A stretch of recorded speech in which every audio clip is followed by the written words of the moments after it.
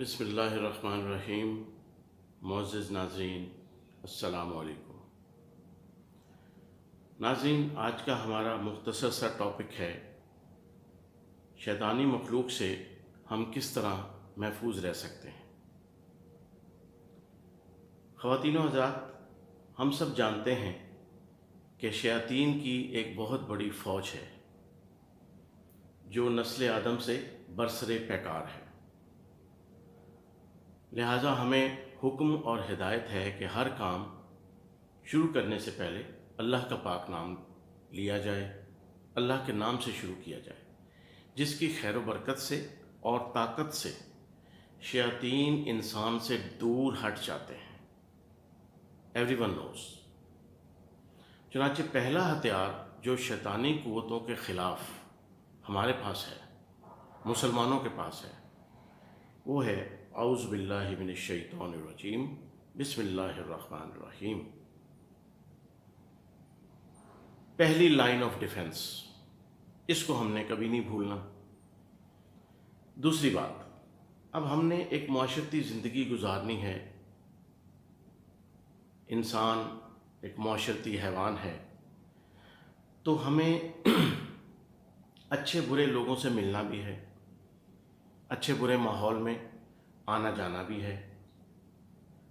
آپ نے کیا کیا؟ اپنے گھر میں پاکیزگی، طہارت اور کلام پاک کی خیر و برکت اور عبادت ریاضت کر کے اپنے گھر کو تو آپ نے خوب صاف کر لیا، شفاف کر لیا، اس میں رحمتیں ہیں، خیر و برکت ہے، اور آپ کا گھر محفوظ ہے آپ کے جو اعمال ہیں ان کی وجہ سے، اور جن طریقوں سے ہم اپنے گھروں کو شیاطین سے محفوظ رکھ سکتے ہیں ان پہ عمل کر کے کلام پاک کی تلاوت کی، کلام پاک کو پڑھا سمجھا، نمازیں پڑھی، عبادت ریاضت کی، اللہ کا نام لیا، اور صفائی ستھرائی جو ہے پاکیزگی کا خیال رکھا، تو ہمارا گھر تو محفوظ ہو گیا۔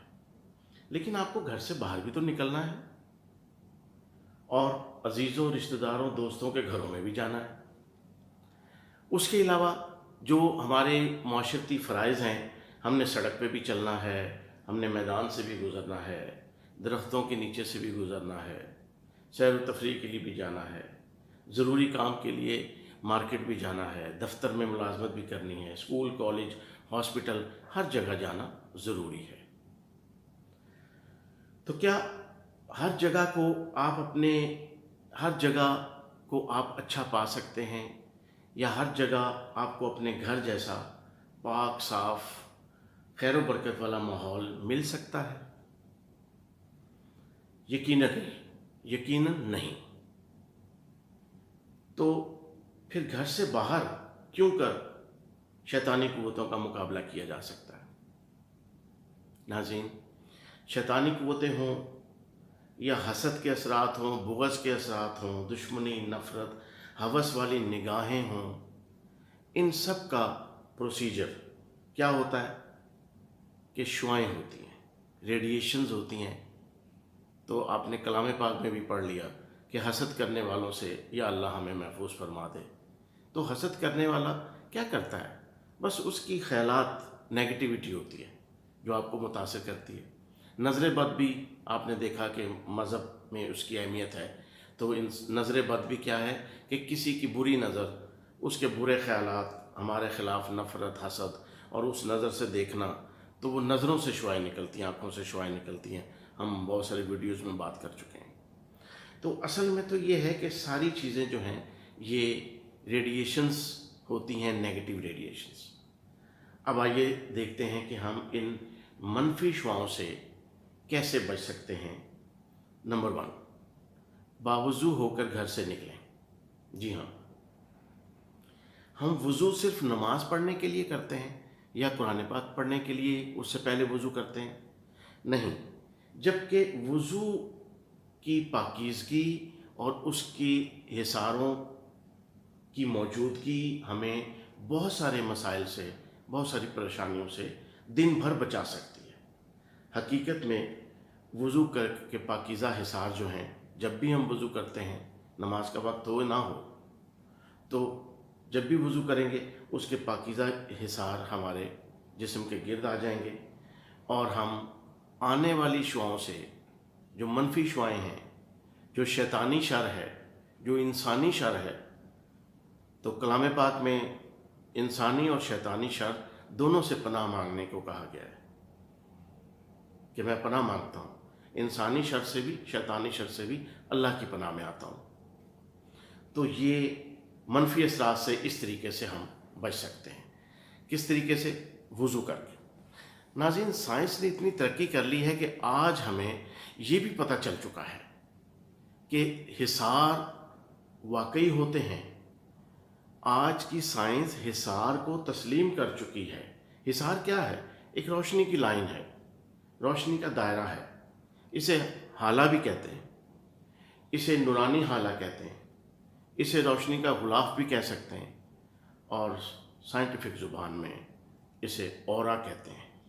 جی ہاں، ریڈیونک کیمرے اور سائنسی ایجادات نے انسان کے گرد حصاروں اور لائنوں کی تصدیق کر دی ہے۔ جی ہاں، ریڈیونک کیمرہ بن چکا ہے جو ہماری باڈی کی تصویر تو لیتا ہے، اس کے گرد لائنیں بھی آ جاتی ہیں اس میں۔ یہ تھم نیل میں نے ایک پکچر بھی شیئر کی، آپ دیکھیں جسم کے ساتھ لائنیں بھی ہیں۔ یہ لائنیں نظر نہیں آتی کیونکہ روشنی ہوتی ہے، لیکن اس کو اب ڈیٹیکٹ کیا جا چکا ہے۔ اب غسل کرنے اور وضو کرنے سے پاکیزگی کا حصار جو بنتا ہے ہمارے جسم کے گرد، اس کو بھی دیکھ لیا گیا ہے کیمرے کی آنکھ سے۔ جی ہاں، یہ پریکٹیکل بھی ہو چکا ہے کہ باوضو شخص، پاکیزہ شخص اور پاک صاف شخص، اس کی پکچر جب لی جاتی ہے خاص کیمرے سے تو جسم کے گرد روشنی کی لائن آتی ہے، اور دوسری حالت میں وہ روشنی کی لائن نہیں آتی، صرف انسانی جسم آتا ہے۔ یہ چیزیں ہو رہی ہیں، اور اگر آپ نے تھوڑا سا، جو لوگ جانتے ہیں انہیں پتہ ہے کہ یہ ہو چکی ہیں اور یہ چیزیں ڈیٹیکٹ ہو چکی ہیں، ان کی تصدیق ہو چکی ہے۔ کلام پاک پڑھنے سے انسان کے جسم کے گرد بننے والا حصار بھی کیمرے کی آنکھ نے دیکھ لیا ہے۔ جی ہاں، اور عبادت اور ریاضت کرنے والے شخص کے گرد بھی جو روشنی ہوتی ہے، جو حصار ہوتا ہے، جو اورا ہوتا ہے، اس کو بھی آج کے سائنسی آلات نے ڈیٹیکٹ کر لیا ہے۔